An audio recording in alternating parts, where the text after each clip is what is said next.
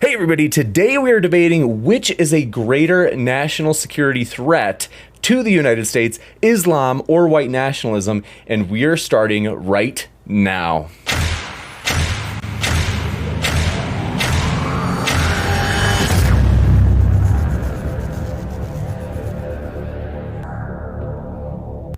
Ladies and gentlemen, thrilled to have you here for another epic debate. As today we are, as mentioned, debating which is a greater threat, white nationalism or Islam. And also, folks, want to let you know, if it's your first time here, consider hitting that subscribe button, as we've got a lot more debates coming up that we are excited about. As an example, you'll see on the bottom right of your screen, you will see that Vosh and Destiny will be meeting in person next month, and we'll be hosting that. So that's going to be a lot of fun as they hash out some issues. Also, though, want to let you know, folks, our guests, we're very thankful to have them, and I have linked them in the description. So if you're listening and you are enjoying what you hear, feel free. I have put those links down in the description box conveniently for you so that you can hear more from each of these gentlemen. So with that, we are going to get started quickly. Want to let you know that it's going to be like loose, kind of like 3 to 5 minutes from each side, followed by, in terms of giving their opening position or statement, followed by open conversation, and then our good old Q&A. So feel free, if you have a question, to shoot that question into the live chat. If you tag me with an @ModernDayDebate, it'll make it easier for me to not miss it. We'll ask those questions at the end, and you also have the chance, if you want, it's an option to do Super Chat, which will basically push your question to the top of the Q&A list, and it also allows you to make a comment towards one of the debaters that they, of course, will get a chance to respond to. As always, we ask that you be your regular friendly selves during the Q&A and those Super Chats. So thanks so much for being here, everybody, and thanks so much again, Hypocrite and Jangles, for joining us today. Yeah, good to be here. Pleasure. Absolutely. So, which one of you would like to start on this wild topic today? I could do my opener first. It might make more sense just because there's no real arguments in it. So there's nothing really to respond to. You bet. The floor is all yours. Setting the timer. And ready for you. Thanks so much. All right. For my opener, I just was going to explain how we got to this debate, which is that every year there is an ADL report that comes out about extremist violence in the United States. The last one that came out, which is still the 2018 one, as far as I know, generated a lot of media coverage because they made the claim that all extremist violence in 2018 was done by right-wingers. Now, the problem with the ADL report is that they use a really flawed methodology, but even worse than that, they don't even apply the methodology properly. So it's just a really bad report, and it's not something you would want to use if you wanted to get a sense of where the real extremist violence is coming from and what's happening in the United States. Now, I was tweeting that to somebody, explaining that I've gone through the ADL reports and found it bad, and James, is it James? Jangles? Yeah, James. James here, or is it Justin? I can't. Sorry. No, I'm Justin. He's James. Sorry. Oh, I'm so okay. I'm so right. Sorry, so confused. Okay, so Justin quote tweeted me and kind of laughed at my claim that the ADL report was bad, which led to me asking if he wanted to do a debate about that. He asked me if instead I would want to debate whether or not white nationalism is a threat. Now, look, through all of modern history, every year there are terror attacks in America. There's right-wing terror attacks, left-wing terror attacks, and Islamic terror attacks. So I'm not going to sit here and pretend like there's no right-wing threat of violence. That would be asinine and stupid. We know that this happens. So I declined to take that topic, but instead I said, hey, do you want to debate whether or not Islam is a bigger terror threat or violence threat in America? Security threat was technically the term I used. And he agreed to that, which is kind of shocking because it's on the same level of indefensibility. If you do a cursory examination of this topic with just a little bit of academic rigor and intellectual honesty, you're going to find that to try to claim that the right wingers are killing more people in America than the Muslims are, the radical Muslims, is crazy. It's indefensible. But he said yes out of what I can only assume is the typical leftist narcissistic hubris, thinking that they can reshape reality through sheer sophistry and rhetoric. But I have all the data here. I have all the experts on my side. It doesn't matter how you cut it up. The answer always comes out the same. So when I lay this all out, you're going to see that this is a black and white issue, as simple as asking yourself whether or not 20 is a bigger number than 10. And when we reach that point in the debate, Justin's going to have the option of doing some self-reflection and admitting that he was wrong on this and have to take the L, or he'll continue to double down in hypocrisy and denial. Now, I'd be happy to be proven wrong on this, but I predict that he is just going to continue with the denial. So when we get to that point in the debate, I just want you guys to remember that I predicted it here at the beginning. And that's all I had to say. Yeah, they won't remember because I have the ability to reshape reality.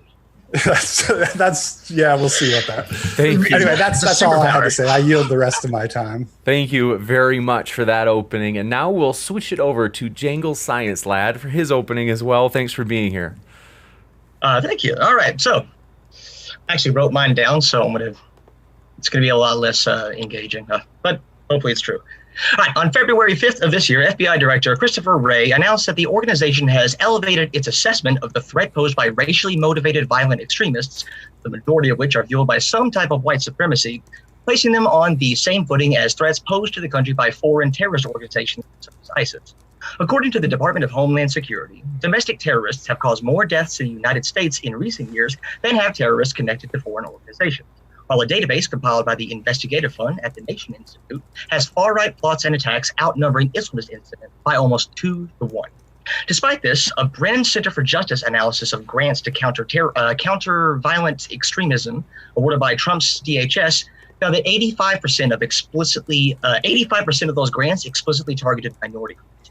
This gross imbalance in the way the U.S. confronts terrorism institutionally goes back decades, with the threat of white supremacy continuously ignored in favor of over-policing black and brown people. A 2009 report warning that economic dislocation and the election of a black president could fuel right-wing extremism faced fierce political backlash, and recognition that may have led to training for local police departments to better identify and thwart the current rise in white nationalist violence was instead withdrawn. And in the age of the internet, the time between radicalization and mobilization to violence has been compressed.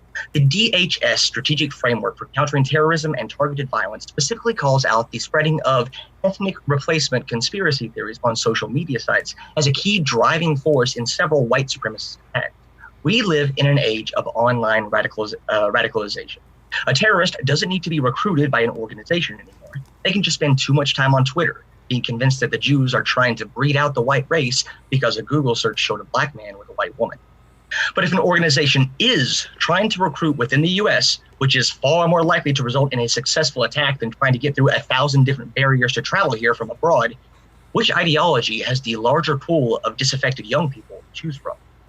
White nationalism, which in this debate means the desire for white people to maintain social and political dominance in the United States, dwarfs the threat of radical Islam because, unlike the latter, the former is baked into our national consciousness.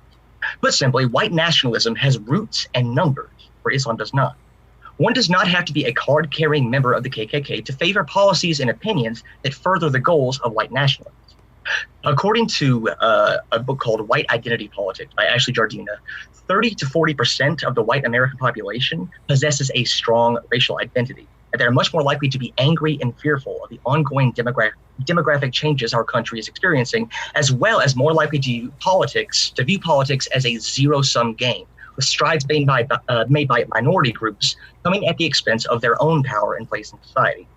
This fear is easily exploitable by politicians who can make racial appeals that not only take advantage of hostilities whites have towards racial minorities, but also their desire to protect and preserve their group's power. From George Wallace to Ronald Reagan to Pat Buchanan, and now to Donald Trump, the threat of white nationalism is not limited to domestic terrorism, although it is a major threat there. The larger threat is to the ethos of a country whose mission of freedom and equality is thwarted by people who seek to maintain the historic racial hierarchy. That's my time. You bet. Thanks very much. We will now move into the open discussion section. Just want to let you know, by the way, folks, any topic, because I know this is probably our most controversial topic we've ever hosted. We are more than willing, if someone ever in the future wants to do like what's more dangerous, Christianity or white nationalism, or you name it, we are all about equality. We are willing to offend everyone equally. So please, it's okay. We really are willing to host any topic like that. So we're not trying to pick on any particular group. So with that, we are going to go into open discussion. Thanks so much, gentlemen, for being here. The floor is all yours. Excellent. So since I just finished, do you want to kind of like respond to what I was saying? Yeah, I mean, that was a bit of a gish gallop, which I don't really know if there's a lot of value in throwing out 87 points when you can't really respond to them one by one. But let's just try. Let's start with the FBI thing. Mm-hmm. You mentioned that on February 5th, this is like a couple weeks ago, Christopher Wren, is that his name? The director of the FBI? Ray. Yeah. Ray, that's right. He upgraded the racially motivated violence to the same level as ISIS. Right. Now, do you think that the FBI is a good source for who we should be looking to on what the terror threat is? They certainly have their problems in the past, but the Department of Homeland Security and the FBI both are elevated white supremacy and white nationalism, like basically extreme right-wing organizations on par with organizations like ISIS. And if anything, there's a history of them downplaying that white supremacist threat in the past. So kind of, yeah. I mean, when we're talking about national security, I kind of, for all their faults, I do kind of default to our national security organizations to, explain who is the threat despite their problems. I don't know who else. Yeah, I feel similarly about it, because who else would you look to do the proper assessment of the threat, right? Who would be better than the FBI or the Department of Homeland Security? I can't think of anyone. You have an answer, right? No, I can't think of anybody who would be better than those organizations. But the reason I wanted to ask first is because, so first of all, Christopher Wray in July of 2019 said that homegrown terrorism is the #1 threat to national security, which is, of course, jihadi terrorism. Whoa, what? Huh? Oh, say that again. I'm sorry. You're not aware of this one? So say that again. Yeah, so in July of 2019, they did the same thing that they did in February, which is a congressional hearing of the FBI. And the same guy, Christopher Wray, said that, actually, I wrote down the quote here. Let me put it in his exact words. I think the greatest terrorist threat to the homeland is homegrown violent extremists, which is jihadi-inspired violence. 1 second right here. Pretty much debate over. My mic was echoing. I had to switch out. Hopefully that fixed things. Hopefully. Sounds clear to me. Okay. No. Anyway. Oh yeah, I agree with that. I agree with that. He said that. Okay. But then again, a couple months later, he still put it on the same level. He put nationalism and radical Islam on the same level. And also, I'm really curious to know, can you give me the link to that? Because I want to know if he was talking specifically about like what was he referencing there? I have the audio I can play for you guys if you want. Would that work? We can just listen to it in his own words. It's about a 2-minute clip. You sure you don't have it like a transcript of it or something? Well, I only transcribed that part. It's a YouTube video, so it's not like reported anywhere. Well, no, of course it is. But the reporting, it's hilarious. The reporting, he in that same hearing, he said that the majority of domestic arrests were some form of white supremacy. Maybe you saw that part. So the reporting was all, oh, he said that the majority of domestic terror arrests are falling under some category of white supremacy, and all the media ran with that. And it's not even that they buried the part about homegrown terrorists being the biggest threat, but they just omitted it from a lot of the reporting. Well, I've read a lot of these reports, and like they do definitely talk about like jihadist extremism as being a threat. But like, so for example, I'm reading the Department of Homeland Security Strategic Framework for Countering Terrorism and Targeted Violence. In this report, they do talk about jihadi extremism, but almost all of it is overseas. That's where the real threat of like Islamic extremism is to the United States. It's not here. No. Homegrown terrorism. I'm sorry, you're totally confused about what's going on here. So let me explain the categories that the FBI uses, and I have like sound clips to play for you if you really don't believe me on this. I'd really rather have like transcripts and like I have like PDFs of actual reports in front of me. It's congressional hearings. I didn't have time to transcribe the 4-hour congressional hearing. All right. Watched it and I clipped the audio of the relevant parts. I can give you the links, but that's all I can do. Okay. So you have international terrorism. This is Islamism from groups like ISIS, Al-Qaeda, Boko Haram, maybe the Taliban and others. Then you have homegrown terrorism. This is Americans living in America who are radicalized by Islamic propaganda and do Islamic terror attacks in America. I mean, if that's how you define like terrorism. That is how the FBI defines homegrown terrorism. Okay, if you define terrorism to be exclusively jihadist, of course you're going to have... No, listen. Homegrown terrorism is exclusively jihadist. I'm starting to understand why you took this debate, because you just don't understand the terms that we're talking about If here. the term is homegrown terrorism is exclusively jihadist, I'm not understand what point you think you're trying to make here.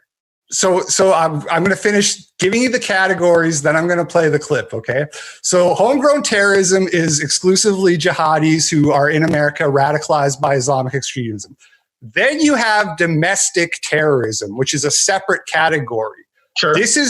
Right. So this, under domestic terrorism, is where you find basically all of the non-Islamic forms of terrorism, whether it's left-wing or right-wing. This is how the FBI does it.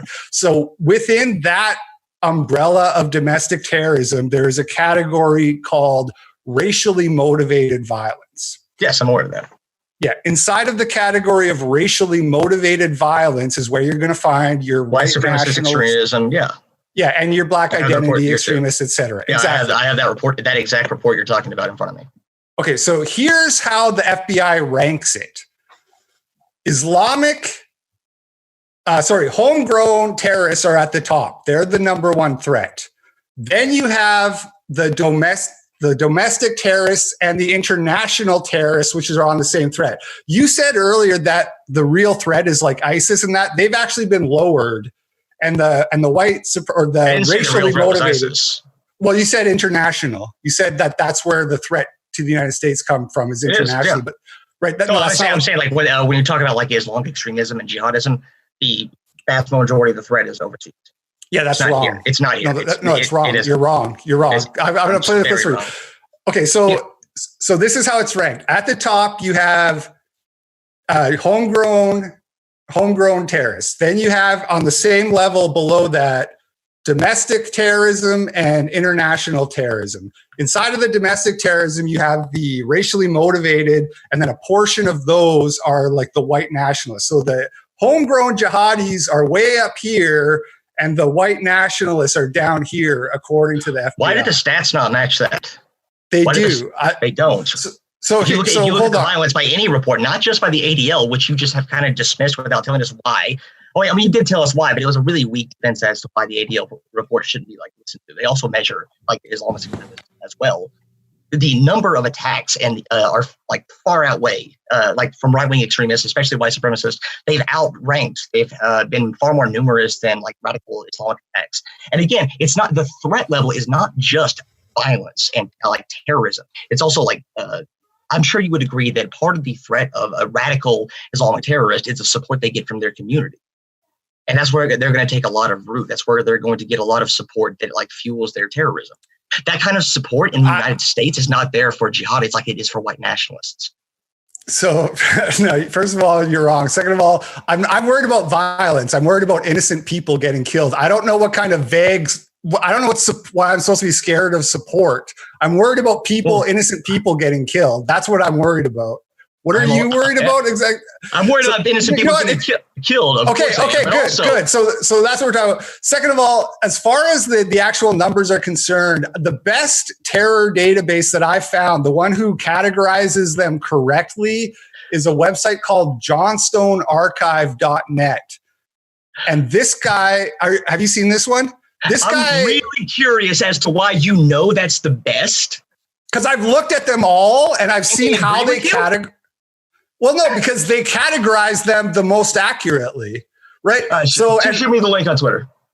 Yeah. So I'm really curious just to give you the numbers, I went through starting from 2014 to present, and I counted the number of Islamic terror attacks, right-wing terror attacks, and left-wing terror attacks. Here's what the results were. So for right-wing terror attacks, there was 9 attacks on American soil from January 1st, 2014 to present. They resulted in 56 people killed and 64 injured.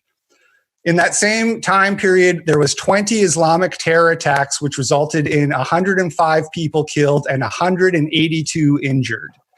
And I also did left-wing, even though it's off topic, but I thought people would be interested. In that same time, there was 7 left-wing terror attacks, which resulted in 19 people killed and 25 injured. So the numbers do actually bear it out. Now, before we go into talking about the attacks and arguing over the numbers, I think it's really important that we hash out that the FBI considers, according to their own words, homegrown violent extremists to be the greatest threat, which is jihadi violence, because you agreed that they were in the best position to do the threat assessment. Yeah, and their more recent statement was that their most recent statement was that the white supremacist violence and far right attacks are on par with ISIS, are on par with that. Right, but ISIS is first of all a different category than homegrown extremists. Seven out of the eight radical jihadist attacks in the past couple of years have been inspired by ISIS. So yeah, but those they're homegrown extremists. An ISIS attack would have to be like an actual 9/11 style event or something like that. So the propaganda comes from organizations like ISIS and Al Qaeda, but the people who carry out the attacks are homegrown extremists for the most part.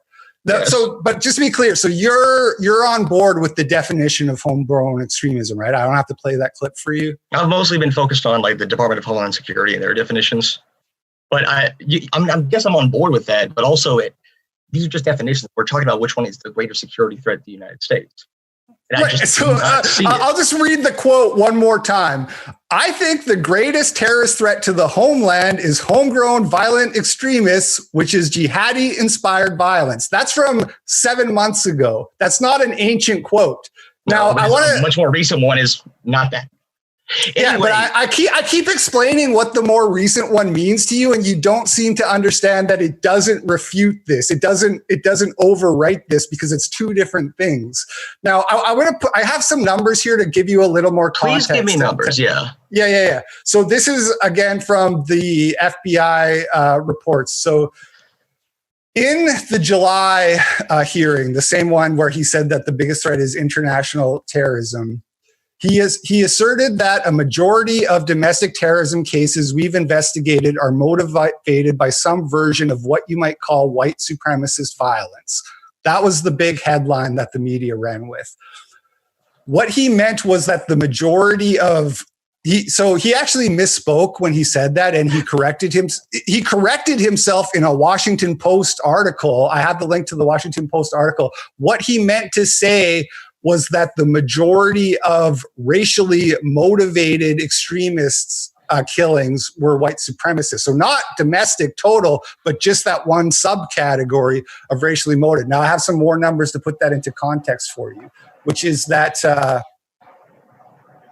In 2019, he said that there was 850 active domestic terrorism investigations from the FBI. Okay, 850 active domestic terrorism investigations, 40% of which are racially motivated. So let's say for the sake of argument that 80% of the racially motivated attacks are white supremacist.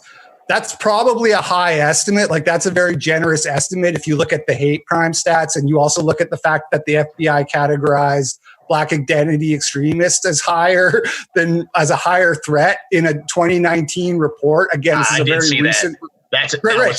That was very dumb. That's Trump's doing right there. Well, maybe they know something we don't. So the FBI categorized Black identity. One, that was a leaked report. This is not something that they released to the public. And two, all of the racially motivated instances they use to cite why these things are occurring and why they are, all of the things they cite are white supremacist violence. Yeah, but look, there's lots of examples of Black identity extremists killing people in the last 5 years. And there's more of white supremacists. It's a much more salient threat. Maybe if you go by death toll, because there's been a couple big ones, but I don't think by actual number of attacks. Anyway, that's a side issue. The point I'm trying to make is let's say 80% of the racially motivated violence is white supremacy. I'm just guessing that number. I'm pulling it out of my ass, but I feel like it's a very generous estimate. That would be 272 active investigations by the FBI. Okay.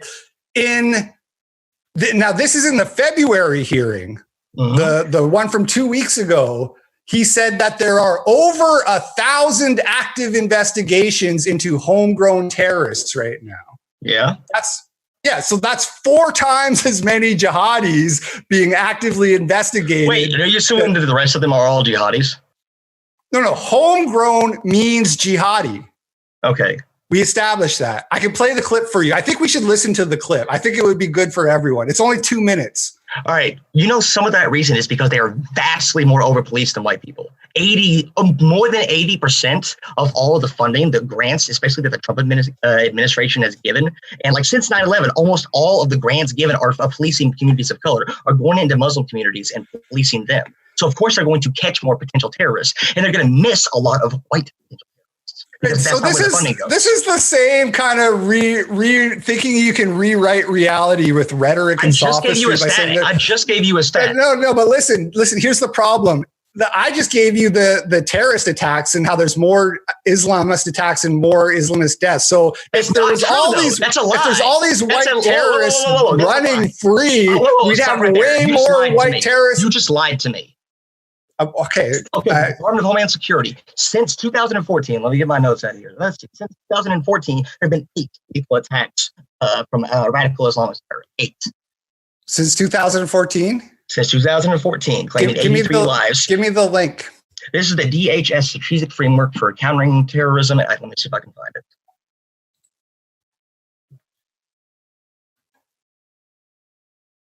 Shit, where is it? Come on. Do they list the actual incidents? They say that there's more. It's a long report. They say that there's more.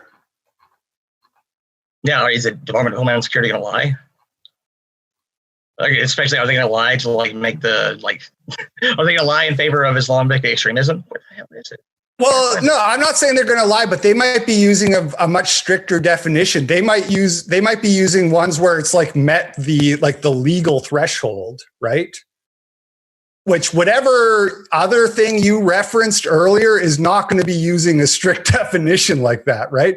Did they say how many white nationalists there were in the same time period? They said it's one of the most potent forms. Whoa, that's really vague, isn't it? What are we supposed to do with that? 8 lethal attacks in the U.S. since 2014. Is that a huge security threat to you? Both of these are negligible. Answer that question. Well, this is why specifically there's been 8, and there's been more deaths causing from domestic terrorism. Most of which were white supremacists. The vast majority of which were white supremacists, according to the Department of Homeland Security. You're aware of that there was like in the future. Dude, you're wrong. You're just wrong. This is what I mean, denying reality. I'm literally quoting a DHS report.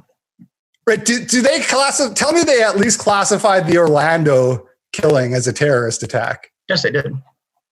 Okay, because that's more than like the two biggest white nationalist ones. Then you got San Bernardino on top of that. Is the size or the number of the attacks? Because you're conflating those a lot depending on which one's the narrative there.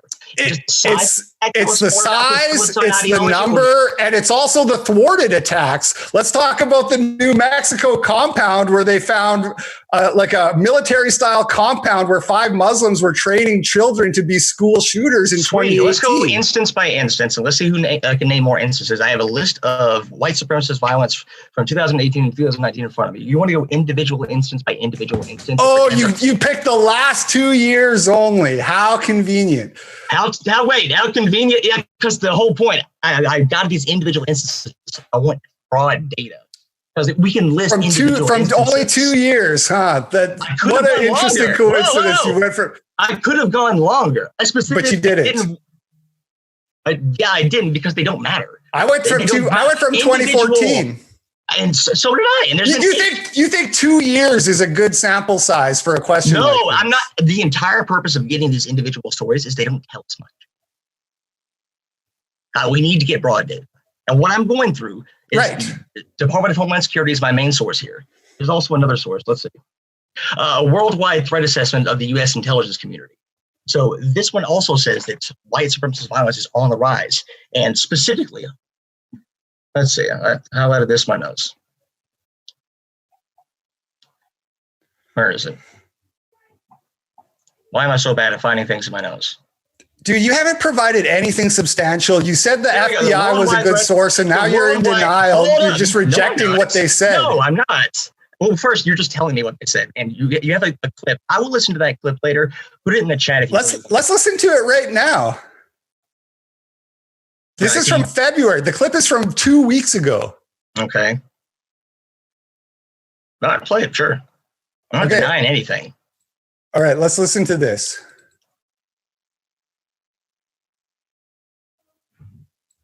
Violent, homegrown extremists. And I know that's another major challenge for the FBI. What can you tell me about what you're doing to better address that challenge? So we use the term homegrown violent extremists to refer to people already here in the United States, largely radicalized online by different parts of the global jihadist movement. And so these are people who are largely lone actors who will go from radicalization to mobilization and attack, sometimes in weeks or days. And they'll choose as a method of attack something that's crude and readily available, a knife, a gun, a car, and they'll choose to attack so-called soft targets, which is just intelligence community speak for everyday people living their everyday lives, as opposed to like a government facility. So that's a restaurant, a mall, a school, a nightclub, right? Exactly, which means everything's a target. And so the challenge for law enforcement, federal, state, and local, is how are we going to act? The time, as the professionals say, between flash to bang is compressed, and the amount of information for a lone actor with that kind of attack is very, very, very limited. So it's a real challenge. It's different from the sort of sleeper cells of the immediate post 9/11 era. We have about 1,000, probably over 1,000 homegrown violent extremist investigations as I sit here today testifying before this committee, and it's in all 50 states and in all 56 of our field offices. So this threat is real, it's now, and it affects communities big and small. Right, so that's 1,000 investigations compared to like 250 ones into white supremacy, give or take. Well, I need to know more about those investigations. One, because a lot of them might not turn up anything. And again, they're getting a lot more funding going towards those investigations. Like the Trump administration is targeting. I don't know what's the point of talking to somebody like you. He also said flat out that homegrown extremism is the biggest threat. The biggest threat. Homegrown violent extremism is the biggest threat. Why do I bother talking to people who just like reject anything that doesn't work? I did not reject anything. Part of my research was going into why the FBI and other law enforcement agencies have just now started to identify white supremacy as a serious domestic threat in the United States. They have ignored this threat for the longest time. FBI whistleblowers, former administration officials, all of them have said that they have had this information for the longest time, and just now in February, they finally acknowledged that this is a problem worth putting on par with terrorist organizations like ISIS. There's a long history of ignoring white supremacist violence and instead over-policing minority communities because that's where the perceived threat really lies. That's where the public fear is, in the other, in people who are not white. White supremacists aren't scaring white people. They're not scaring the majority of the population like brown people, like other people are. That's where most of the fear comes from. And that's where most of the funding for that investigation, for those investigations come from. And you can ignore the fact that in the past few years, right-wing extremists have killed more people than Islamic extremists. That is an objective fact coming to us from the people that we trust. And if I go back to this report on, let's see, Worldwide Threat Assessment of the U.S. Intelligence Community. All right, we're talking about domestic threats here because foreign threats are basically almost negligible coming in here. The barriers put in place for a foreign terrorist to get into the United States and cause like a terrorist attack is almost negligible. But the risk comes from in here. And according to this community, the United States' well-integrated Muslim population, fragmented homegrown violent extremist population, and high level of vigilance will ensure that the United States remains a generally inhospitable operating environment for HVEs, homegrown violent extremists, compared to many other Western countries. The frequency of attacks will most likely be very low compared to most forms of criminal violence in the U.S., as long as U.S. CT and law enforcement efforts remain consistent.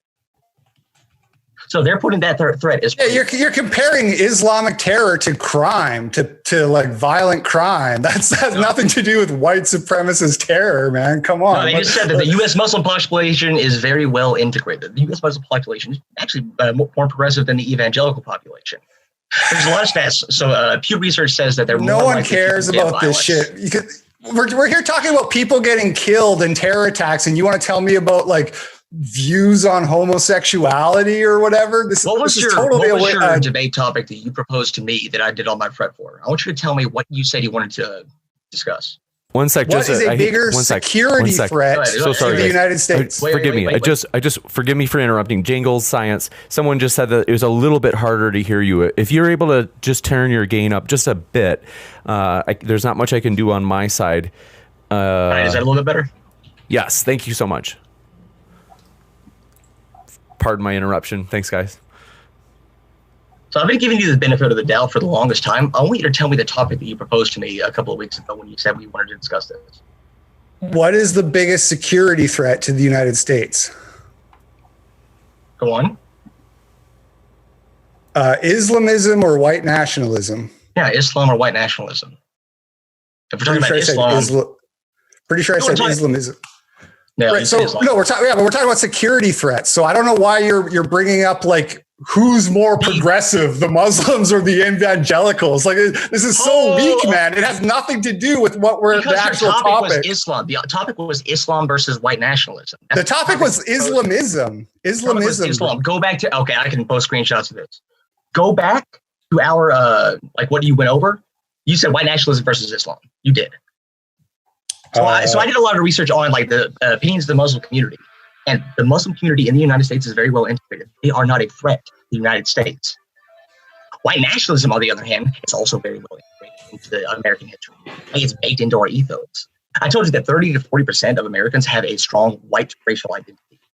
So they have a roots that Islam just doesn't have in America. They can gain public support. Threats are not just violence committed by terrorists. There are also policies put in place that they can disparage. Well, that's not what a security threat is, you fucking retard. I'm sorry, but that's totally wrong. That's not what we're talking about. We're not talking about policies being put. We're talking about security threats. The democratic process is not a security threat. Jesus Christ. In Charlottesville, how big was that rally? Yeah, that is a security threat. That's not a policy. Have you seen anything close to that from Islam in the United States? Ever. What? In the history of ours. Let's talk about the numbers. In our biggest history. Have you ever seen a rally? Have you ever heard of 9/11? You ever hear of a little event called 9/11, buddy? Yeah, a foreign terrorist. Oh boy, that was kind of stupid, wasn't it? What you just said. You're trying so hard to own me, man. Yeah, I'm so frustrated. I'm so frustrated because you just ignore anything that doesn't everything that proves you wrong. The FBI saying just point blank that homegrown extremists are the biggest. The number of investigations speaks for itself. I don't know if you misheard that clip. You said did not say that. It didn't say that they were a bigger threat than white supremacists. That's the other clip. That's the other clip, dude. Let me play it for you. I'll play it for you right now. Hold on one sec. I've already read you the quote like 4 times, but I'm going to play you the clip now because you're in utter denial about this. So I have to reopen my. I'm not in denial about anything, dude. Yes, you are. What am I in denial of?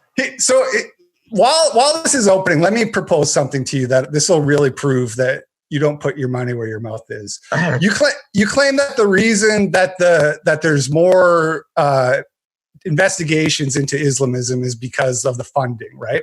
But now we know, as of February, it's before that, but as of the congressional hearing in February, we know that white supremacy is put on the same footing, right? So the same amount of money is getting put into it. So what if we say... No, same amount of funding? That is not what that said. Well, same threat level from the FBI, same amount of attention from the FBI, right? No, they just put it on the same level. That doesn't mean they have the same amount of attention on it. They just said that it's as great a threat as ISIS. That has nothing to do with funding or investigations. So, well, I mean, I don't know. I can't respond to that because I don't have proof of like where they put their funding but I would assume that if they're for justice, I can give you this link for you. Okay, I can give you. I don't want it. I'm going to play this clip for you. I'm going to play right now. You don't want the link saying that, like, okay. I'm trying to do what you asked me to put my money where my mouth is. Between the years 2000 and 2016, the white supremacists were responsible for more homicides than any other domestic extremism movement. Now, I see the distinction you're making, homegrown versus domestic. But let me ask you, can you quantify either one of them for us? Well, in terms of number of arrests, we have, through the third quarter of this fiscal year, had about, give or take, 100 arrests in the international terrorism side, which includes the homegrown violent extremism. This year. But we've also had just about the same number, again, don't quote me to the exact digit, on the domestic terrorism side. And I will say that a majority of the domestic terrorism cases that we've investigated are motivated by some version of what you might call white supremacist violence, but it includes other things as well. I think the greatest terrorist threat to the homeland is the homegrown violent extremist. I will say that we take foreign inspired, which is jihadist inspired violence. That does not mean by any stretch of the imagination that we don't take domestic terrorism, including hate crime committed on behalf of some kind of white supremacist ideology, extremely seriously. Cool. I don't disagree with that. So I don't deny that whatsoever. So the debate's over. The debate's over. Whoa! Because one guy said he had an opinion, in his opinion, that he thinks jihadism is like more of a threat than white nationalism. The director of the FBI. Yeah, and then later he elevated it back up. So we're supposed to value your opinion more than the director of the FBI. How many times do I have to give his opinion of you again? But he still thinks that white supremacy is as a big a threat as ISIS. Yeah, that's what he said. And homegrown terrorists are number one. Later. Homegrown, you're still confused. You don't understand that homegrown and ISIS is not the same thing. That there's international, there's homegrown, and there's domestic. Okay, homegrown extremists, one of the things about a homegrown extremist is they're inspired by ISIS. Yes, but they're not categorized the same way in terms of threat level. So when they say the threat level from ISIS, they mean actual ISIS members in Syria or wherever, of course, planning an attack. They can inspire homegrown violence. No, not inspiring an attack, doing an attack. A different definition than domestic extremism. Of course, I agree with you. I got an Amazon delivery. Hold on a second.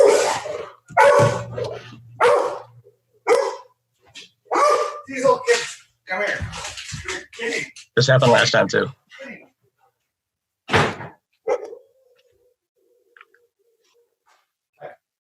This is one tricky address. Yeah, sorry about that.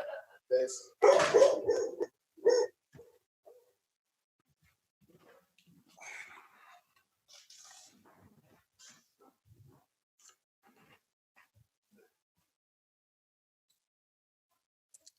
Okay, so in addition to him saying that the number one threat is homegrown violent extremists, we have the number of investigations, which is over 1,000 for the violent extremists, Which and we know around is 200. because we have that more funding, because that's where it targeted is. Even though that right-wing extremism has almost a 2-to-1 death ratio. Let's see. The number of far-right plots and attacks outnumbered Islam's incidents by almost 2-to-1. The Trump administration has devoted over 80% of their funding. You haven't sent me that link. minorities. You haven't sent me that link with your cooked up numbers. My cooked up numbers. It's okay. It's from the Brennan Center for Justice. I'm having trouble like The brain organized- center. Sorry, it's Brennan Center. Right. So again, you claimed you were using Department of Homeland Security, but it's some think tank that's not using the same strict methodology. For that one statistic, 82%. That's where that came from. I'm sure it's bullshit. I'll go send me the link and I'll go over it in another video. I just on my gave channel. you a stat. I'm believing like what you say with all this stuff. Right. I just gave you a stat, and they like you can investigate this for yourself, but you're just gonna call it bullshit because you don't like it, and you're gonna accuse me of rewriting reality. I have the Johnston Let me ask you net numbers, man. Here in the future, demographic change in this country is going to happen. All right. There is a very high likelihood that we will become a minority white country in the next 50 years. That has a lot of white people with nascent white nationalist tendencies scared out of their minds. That's one of the reasons Donald Trump got elected, because of white identity. According to that book that I read you, White Identity Politics, white identity predicted 30 to 40%. I know, I heard you. Listen, yeah, they predicted, here's a policy question for you, man. Going in the future, this white supremacist movement, this white nationalist movement, the alt-right, is going to grow and gain more support unless we put a stop to it. Unless we put a stop to people like spreading racist propaganda. Because it's really easy. Online is where these people are radicalized. The Department of Homeland Security specifically names sites like 8chan and 4chan. And going forward in the future, one of the things they said over and over in this DHS report is that the threat nature is evolving. I don't care about this statistical nonsense. I don't care. I only care about the numbers, man. I only care about the numbers. They said the threat is evolving. The numbers are going to change in the future. They're trying to predict what's going to happen. And what they predict is an increase in white supremacist violence because of the changing ethnic makeup in this country and because of a lot of like racist white people's opposition to it. Let me give you a policy question. Would you be? Can you respond to any of that? No, it's a waste of time. Would you be? It's a waste of time to address that argument. I'm not going to let you walk away from that. It's not an argument. Address that argument. In the future, do you think that the argument that made the alt-rights and the changing demographics that they're going to use to fuel their white nationalist fear-mongering, which you think is going to be a bigger threat going forward, which is what we should be focusing on? I'm in favor of focusing on all violent extremists. Anybody who wants to commit violence gets thrown in jail. Yeah, which would you put most of your time in? History shows that Islam is the biggest threat. Islam is currently the biggest threat. There's no reason to believe that white nationalism is on course to outpace Islam at any point. What's the Muslim population of the United States? I want you to tell me that. Oh, so now we're going to talk about the per capita numbers. No, I was wondering. No, the exact opposite. When we were going to get to that. I would not laugh right now because you're about to look really fucking stupid. Oh, am I going to look really stupid? Wait, no. You got to answer my policy question first. You got to answer my policy question first, buddy. What is the population? You got to answer my policy. You don't get to filibuster. You don't get to just bloviate the whole time. I have a question for you. I'm asking you a question. I've been trying to field my question for a while now. As soon as I'm done, what is it now? Sure. Would you be in favor or opposed to a policy which said that avowed white nationalists should not be allowed to immigrate to the United States? Avowed white nationalists should not be allowed to immigrate to the United States? If there is if they express opinions like that, I'm not sure. I don't have a good opinion on that. I haven't researched. I haven't thought through foreign immigration. Well, I thought they're a massive threat. I thought they're a big threat. Because I also want to preserve freedom of speech. Because I actually do care about the principles that this country was built on. And I want to be able to I want you to be able to express opinions. Dodge. Everybody saw the dodge. No They opinion. saw me presenting you wanted a yes or no answer, and I gave you something more nuanced. It wasn't a dodge. Saying I don't know is not nuanced. Because I'd have to think about it. Like, it would have to be, I'd need a lot more information. Is this person do they have a history of violence? They identify as white nationalist. That's all you know in a vacuum. All right. Would I treat that person and a jihadist person who just expresses those views the same? Yes, I would. That's what kind of way you were going with that question. No, I wasn't. Preserve freedom of speech more so than anything else. I wasn't talking about jihadi. I was talking about people trying to immigrate to the country. Yeah, and if we're talking about white nationalists, if I would let someone with an avowed white nationalist immigrate to the country versus an avowed jihadist immigrate to the country. Hold. I'm not asking about jihadists. I'm trying to compare the two because that's obviously what you're trying to get at. I'm saying that I want to preserve freedom of speech in the country, and I don't have a perfect set in stone answer for that. I'm not dodging anything. I'm trying to answer to the best of my ability, unless you are just too stupid to understand a yes or no answer. But you're not giving me how can I be too stupid to understand a yes or no answer when you're not giving me a yes or no answer? You're right. I phrased that poorly. You got me. I phrased that poorly. You're too stupid to understand anything other than a yes or no answer. That's what I meant to say. I guess that's a little bit ironic that I called you stupid and then phrased something poorly. You got me there. Now answer my question. What's the population of Muslims in the United States? It's around 3 million-ish. Around 3 million, about roughly 1%. Okay, what's the population of white people in the United States? I think around 68-ish percent. 68-ish percent. Yeah, you're right. So that equates to about roughly 200 million. So if we make the argument that every single Muslim is an extremist worthy of danger, if 2% of white people have that same sort of extreme view of nationalism, that outnumbers the Muslim population. So the per capita argument is not the one I was trying to make. I'm talking about sheer numbers. White nationalism is baked into our national identity. The risk of radicalization for white nationalists in the United States is far, far higher than it is. Isn't it weird how there's so much Islamic terrorism in the United States in spite of that massive population?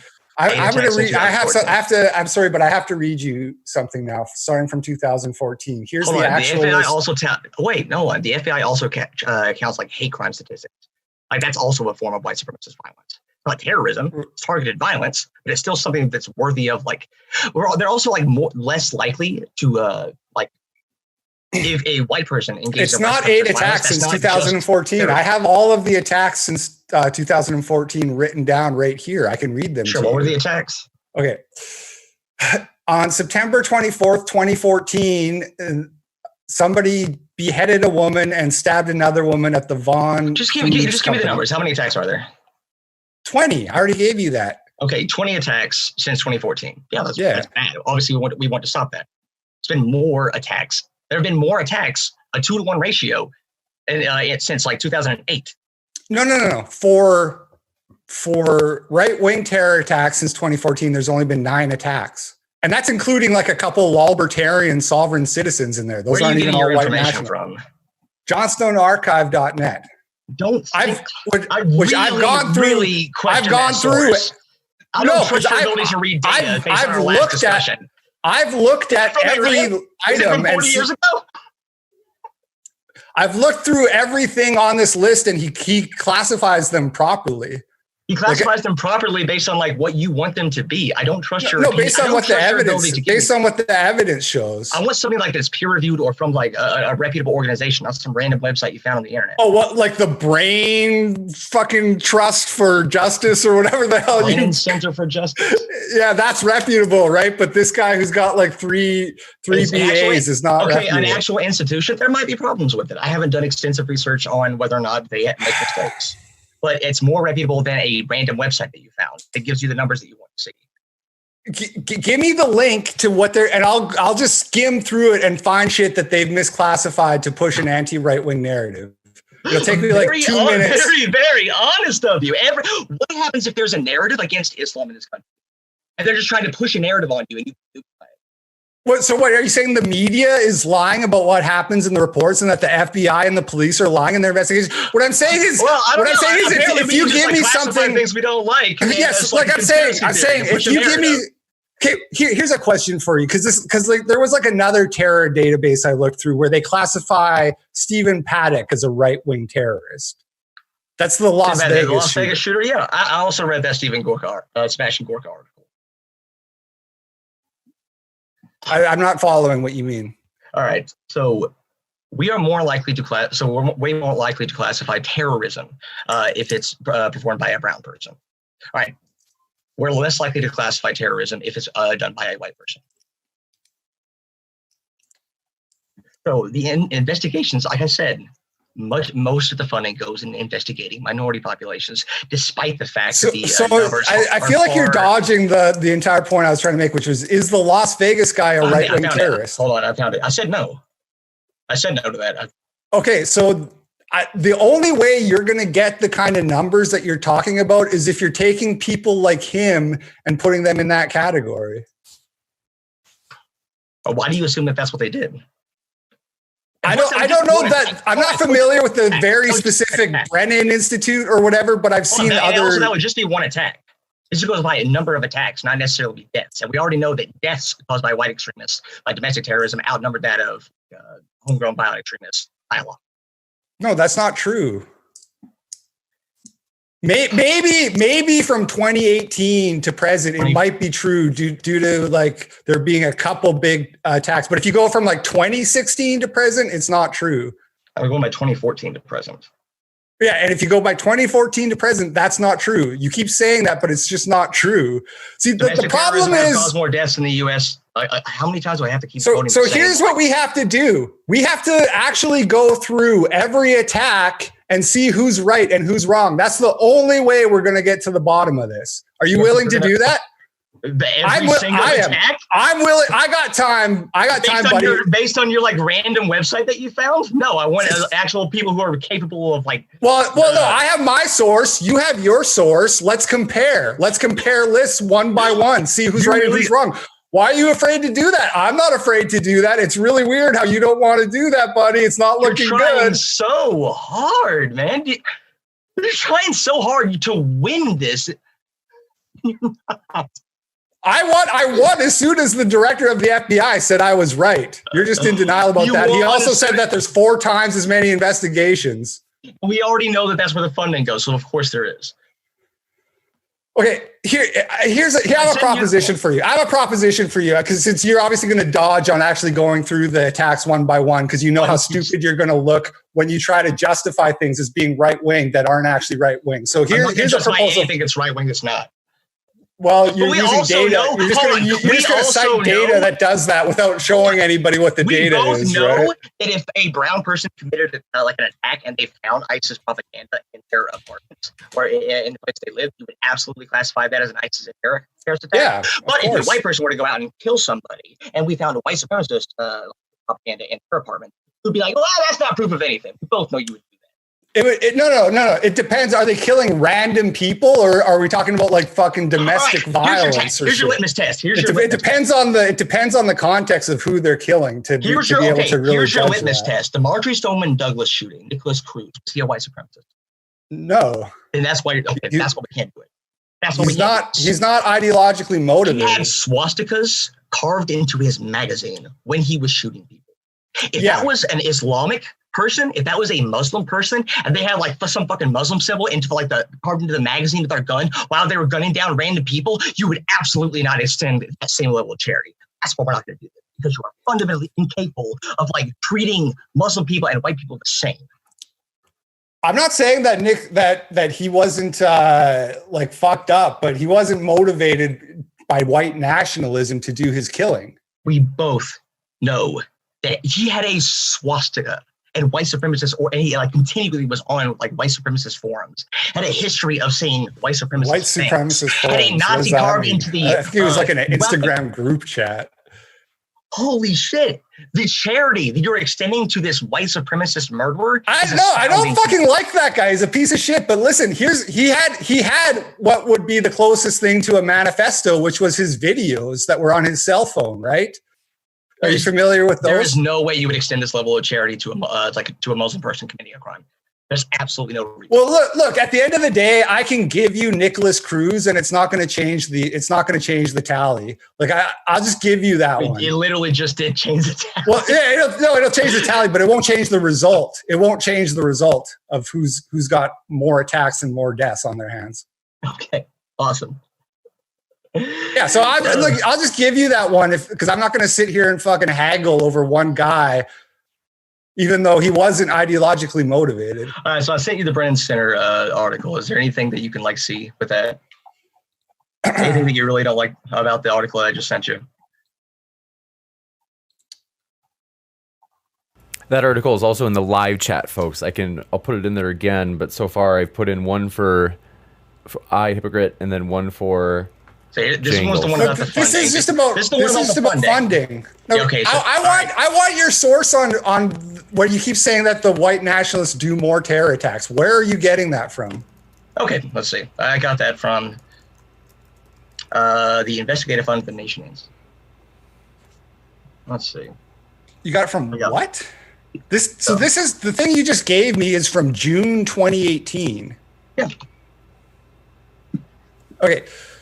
And you understand? I just sent you another one. You don't think that the FBI raising the terror threat of white nationalism means that they're going to put more resources into finding white nationalists? Okay, so I'm going to propose a bet, which you're going to turn down. Right. So on the FBI website, they have a terror bulletin where they post news updates about every time there's a terrorist arrest or a conviction or and you're going to take screenshots of all the brown ones and put them on your Twitter profile. Yeah. What I want to know is, so if you go through that list, anybody can go through that list and they'll see that it's like 5-to-1 Islamists that are arrested. That's in spite of the massive demographic differences that Bojangles thinks makes his argument look good. So what if we say, let's start from like July 1st, 2020 to January 1st, 2021. So that's in the future. That's the last 6 months of this year. When we get to 2021, we'll look through the last 6 months of this year and see if there's more white nationalists that have been arrested or more Islamists that have been arrested, and we'll put some money on it. How does that sound? Because it's going to be more Islamists. I won't put money on it, but I'm happy to do that. Okay. Put some money on it. Put at least $10 on it. Dude, I'm a grad student. Come on. I don't bet.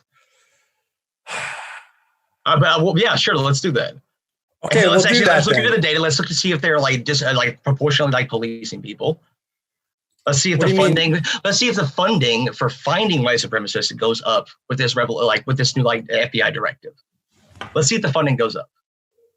Okay, I mean the problem is if there was this huge disproportionality in ignoring white supremacists, then there would be all these white supremacist terror attacks happening that would be massively outnumbering the amount of Islamists. I don't view security threat just in terms of terrorist threats. And the Department of Homeland Security doesn't either. It's also about rhetoric and the ethos of the nation. No. Hold on. Rhetoric is not a security threat. The Department of Homeland Security. Where do you think the terrorist radicalization comes from? Okay, so if you mean propaganda, extremist propaganda. Any rhetoric can inspire people. Any rhetoric can. It's not just propaganda. Propaganda isn't just when things result in violence. This is such a waste of time because you don't have the because the Department of Homeland Security and the FBI and the U.S. intelligence community all say that online radicalization has dramatically compressed the time between radicalization and motivation to violence, and that this is increasing on the right. This is increasing in white national circles. They're having more and more influence on. I think they're affecting more and more. And they also say that black identity extremists are higher ranked than white nationalists. But and they can't cite any examples in that report. They can't cite any examples. Yeah, the FBI just doesn't know it. The FBI is just a bunch of racists that hate black people. That must be it. The FBI is just a bunch of racists that hate black people. That's why they rank the BIUs higher. You want to go through the history of the FBI? Oh my God! Can we go not? Through the history of law enforcement agency? Look, I think we're ready to wrap this up because if you're not going to go through the actual attacks and you're not going to link me the source of where you're getting your numbers from, there's really nothing left to talk about. Hold on, I just did. I did a while ago. I'll make sure I give you the right thing, but I'm pretty sure I did. So, Yeah, here we okay, so go. this is revealnews.org. Yeah, I but the thought you said it was. investigative fund. Okay, the findings are dramatic. I thought you said that this was from the Department of Homeland Security. No, I said it was from the investigative fund at the Nation Institute. The investigative fund at the Nation is. So again, we got all these fucking think tanks that are so much better at their job than the FBI. Funny how that works. Wait, hold on. The FBI didn't wait. The FBI also agrees with me. Where is? No, they don't. Oh my fucking God. I played you the clips and everything, dude. Wait, they agree that they're a huge threat. And we're talking about, like, hold on. In the future, you never did answer me this question. In the future, who do you think is going to play a bigger threat? As demographics change, Islam. Really? Yeah. Do you think it has anything to do with it? People who are like pushing for change, people who are encouraging violence or suppression of like rights in favor of the majority aren't seeing Dude, it. I clicked. I can't find the list of attacks that they're citing in the thing that you sent me. I clicked the link. It just keeps bringing me to more articles of theirs. There's a map. There's an interactive map. What the fuck is this? I'm supposed to go through all these like. You're supposed to. Oh no! You were so ready. But now I have a map with all the like right-wing incidents, and we're going to go through them. You don't want to go through them one by one anymore because that's going to be like really horrible for a stream. Oh, I see. They've color coded it. I see. Yeah, I don't want to go through these.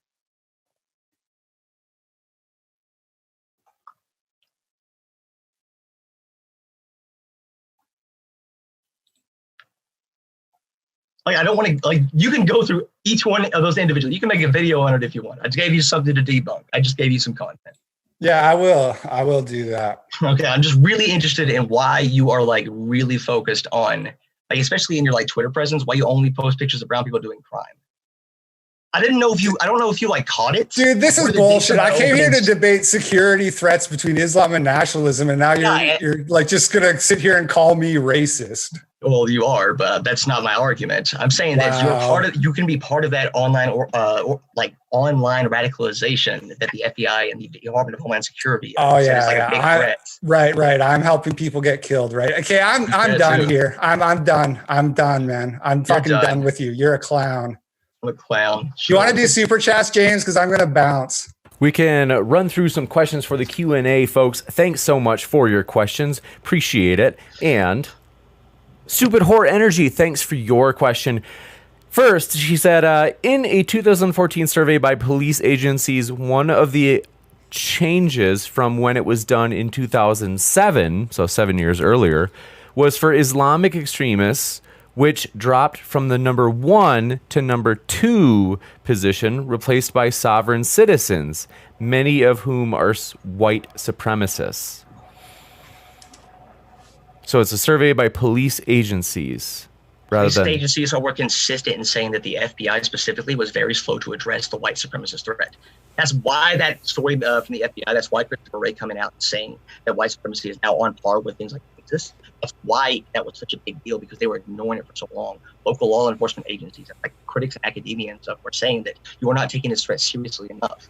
That 2009 report I mentioned said that, the election of a black president is going to really inspire a lot of people. And we didn't see increases in hate crimes go up right after Obama was elected and in through Trump's presidency. The FBI has been slow to address this. Gotcha. We'll give a hypocrite a chance to respond if you'd like.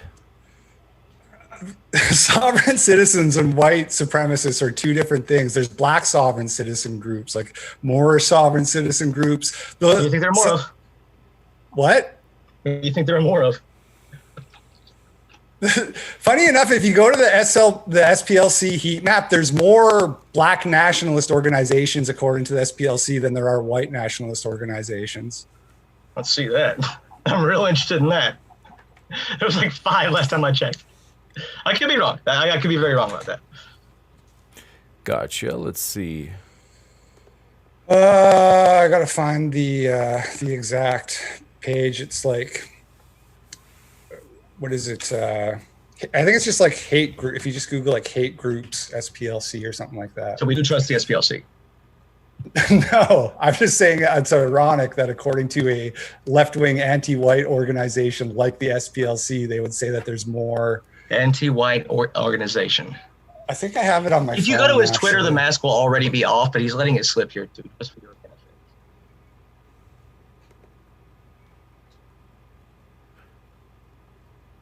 I don't appreciate the personal attacks, man. I think that if you Called want me to the be R word earlier. if you want to be like a seriously in the debate sphere, that You you called should me the R word earlier, dude. Do you remember that? Well, what retard? Yeah, That's a lot. That's a lot different than calling somebody racist, man. sure it is. Racist is just code for anti-white. All right, what? Some more super chat. Let's go.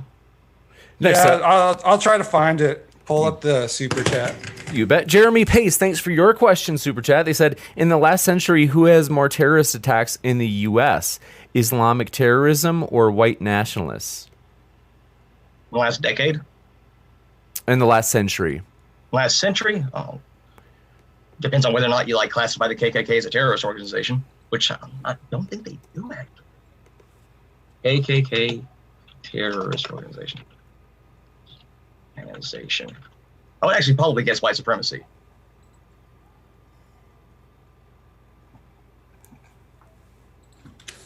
Next up, we can come back to that one as well. By the way, Wait, yeah, do you disagree with that? I hypocrite. In the past century, I've never thought about going past like the 90s.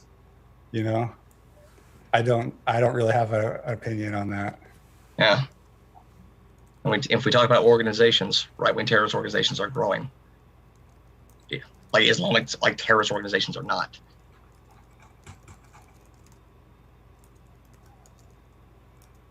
Part of my issue here is that when we went into this debate, I was under the impression that you were like saying that Islam was a bigger threat because that's like this message you sent me. So maybe I was wrong. Maybe I just didn't interpret that correctly. Do you think Islam is a threat to the United States? Can you answer that directly? I meant to say like Islamists. That's what I meant to say. What you meant to say. Wait, that's not so. Okay. Yeah, I'm legitimately surprised that I put the wrong thing there because I'm usually pretty careful about making that decision. Okay, so would you say that Islam is not a threat to the United States? I understand that you're trying to bait me into. I'm not trying to bait you. So I'm kind of saying some kind of racist shit. I think that the more Muslims you have in your country, the more Muslim terrorism you have in your country. So put it that way. Put it that way. All right. The audience can interpret that how they want. Yeah, the audience can look at what's happening in England and France and Germany and other places and interpret it however they want. Mm-hmm. Gotcha. We can move on to the next one. Just to be sure that I'm not, unless it's an inside joke, to jangle as a verb, what does that mean? Because someone in their super chat said jangles is jangling. Jangles is jangling. Then they said 6 to 10 goys at a time. What does that mean? I'm not hip with it. I'm not with it anymore. It's not an inside joke. How about that? Oh, okay. My guess is it's an insult then. Yeah. All right. So sorry about that. I got a ton of them before coming on here. Let's see. Hold on a second. I have never seen this word. Oh, okay. Gosh, you guys. Okay. So let's do me a favor so I don't say anything inappropriate. If you can keep your super chats. I honestly don't know the current internet slang. So general... Bless you. General... Don't learn it. Gotcha. I think I just learned what one of those means. But General Ballsack, thanks for your super chat. They asked, Jangles, do you think that Trump's election and support directly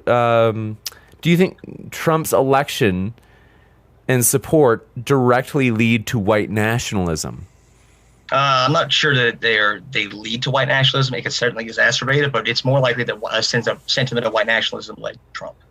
So according to a 2016 YouGov study, Trump is clearly a product of both white group solidarity and racial animus. And Trump's election was, of all the Republican candidates, Trump was like white identity predicted Trump and Trump alone. like that white identity predicted support for Trump, and none of the other candidates did. He was unquestionably, irrefutably a product of white racial solidarity and racial animus. That is uncontroversial. As to whether or not he can lead to more, I'm sure that he's going to exacerbate things. Like he said a bunch of very clearly racist things. One of the reasons he was so popular is that he disparaged, like went straight for the racial disparity, but also wanted to protect things that white people like Social Security and Medicaid. He said that he was going to keep those. White people like those, but he's going to attack things that are perceived to benefit out groups other than white people. That's one of the reasons he was so popular. Gotcha. Any, let's see. For the next super chat, I think we do have that set. We do have, while that question is being pulled up, we do have a question from the Stolen Earth, who asks, is white nationalism referring to America? Okay, that was America only, or any predominantly white nation? So the technical title for this debate was for America in particular, in terms of whether or not white nationalism or Islam was a greater threat. OP, thanks for your question. Prodigy Gregory, in other words, asks, for Jangles, they say, scientific racism is a terrible thing that needs to be combated in America immediately. But you can't throw around the word racist like it's nothing because it's serious. I am not throwing it around, but I'm nothing. I sincerely believe in my heart of hearts that Hypocrite is an enormous racist. And he could still make good arguments, which he didn't, but that's neither here nor there. I'm trying not to attack his character. I'm trying to understand where his reasoning is coming from. Gotcha. What we can do is, let's see. If you found that source, we can give you a chance to respond. I hypocrite. Otherwise, I do have another question. I can't find the link. I'll find it at some point and post it on Twitter or whatever. I'm not going to fault you for that. I had a lot of trouble finding things too. I did not organize very well. Legendary Sannon65, thanks for your question. They asked, for both, can you define, quote, white nationalism? In the context of this discussion, it was the desire for white people to maintain social and political dominance in the United States. Gotcha. I would assume, and it would probably, it might be different for other countries, but generally that's it. White people not necessarily want to kick all like non-white people out, but it's a general sense that, yeah, white people should pretty much stay, this country's for us, we should stay at the top. Gotcha. Yeah, that works for me. Gotcha. So they agree on the definition. We do have some agreement. And then with that, if you guys have to split, I don't want to keep you longer than you had planned on staying, but otherwise I do have a few more questions. So it's rad. So 20 Faces, thanks for your question. They asked, the debate is about which of the two ideologies is a bigger threat, not just a terroristic threat. White nationalism is a euphemism for ethnic cleansing, and is there a bigger threat to that, or compared to that? Yeah, one of the reasons that he would not let me try to make is that the worst Islam can do in the United States are terrorist attacks. That's the worst they can do. If white nationalism takes hold, and there's a lot of roots that it could do that, like politicians have exploited racial tensions and white fears of ethnic groups taking over. They've exploited that throughout history, and it could happen again. That's where the threat comes from. The threat that this country actually undergo fundamental change is far higher from white nationalism than it's from Gotcha. And wait, if you want to respond, I hypocrite, you can.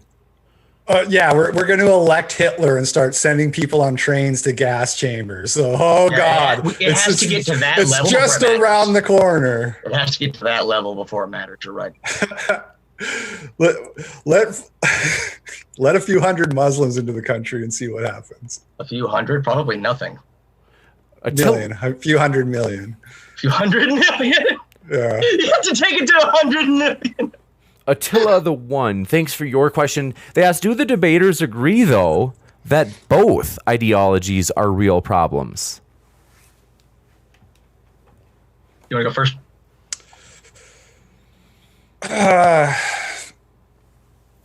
The extremism is a problem, but Islam and white nationalism of themselves are not violent. Most of the people who are into either of those ideologies are not violent. So no. Gotcha. So I kind of agree with that, but white nationalism is kind of violent, just by its nature. Like, if you want to maintain a racial hierarchy in the United States, if that's what you believe in, and you vote, you're like, by definition, you're like trying to maintain hierarchy, and the only way to do that is through violence. Gotcha. Thanks so much. Next Not up. really, but okay. Next up, thanks Attila the One for your other super chat. They said, does Jangles think Trump was elected mainly by WN? White nationalists? Gotcha. No, of course not. No, of course there are plenty of other people, probably perfectly lovely people who voted for Trump. But I'm saying that of white nationalists, one of the reasons that he got that big support is because of like nascent white fears of like losing their place. That's not, of course, that's not the only reason, but it's a big part of it. Gotcha. It's one of the reasons that he got elected over the other Republicans. I'll say it's probably way more prevalent there and way more important in the primary than it was in the general. Gotcha. Let's see. I am Nomad. Thanks for your question. They have a question for I Hypocrite. They say, do you think white nationalists getting into the government and changing laws based on their ideology should be considered a threat to all?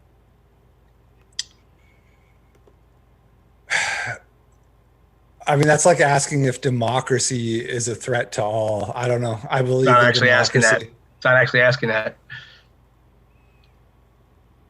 Gotcha. Well, it's not a threat to white people, so it's not a threat to all, is it? Gotcha. Well, the thing is, the history of white is exclusionary. So if they get their way, like less and less people will be white. And also, like the bigotry and white nationalism is like intersectional. To use a word that you probably don't like, you'll very rarely find a white nationalist who isn't also extremely homophobic, or extremely anti-Muslim, or extremely transphobic. Yeah, it's a good thing there's no bigotry in Islam. Yeah, of course there is, but Muslims in the United States are like very progressive. That's why I specifically brought that up, because I knew you would say something like that. Gotcha. Thanks so much. But Islam, by its nature, can be nonviolent. White nationalism cannot. It's like the ideology is itself violent. Gotcha. But thank you very much. We actually run out of questions, so we do want to respect the debaters' time. We will not drag this out. We want to say thanks so much for being here, everybody. It's been a true pleasure. Yep. Sorry, can I just give a closing statement here, just a summary of the points? Yeah, does that sound good, Jangles? You guys each want like a few minutes? Yeah, sure, I can do that too. Cool. All right, so you heard from the FBI director himself that the biggest threat to American security is homegrown violent jihadis. There's over 1,000 active investigations into that, while there's only roughly about 250 active white supremacist investigations. That's 4 times as many. From the start of 2014 to current time, there's been 20 Islamic terror attacks, which has resulted in 105 deaths, 182 injured, whereas there's been 9 right-wing terror attacks, that's including sovereign citizens and others, which has resulted in 56 deaths and 64 injured. I did not include Parkland. You can add Parkland to it. It's still less. You could also add hate crimes into it. Well, Black people disproportionately commit hate crimes. 52% of hate crimes are committed by white people in the United States, according to the 2018 FBI. And white people are twice as likely to be the perpetrator of a hate crime than the victim of one. Black people are twice as likely to be the victim of a hate crime than the perpetrator of one. If we're going by those same statistics. The point is, Black people commit the most hate crimes per capita. That's the point I was making. Against who? I don't know against who. Not white people. Jews, maybe gays. I don't know. Yeah. Some whites, I'm sure. So white supremacy isn't a problem if, like, per capita, Black people commit more. I got you. That was a good argument.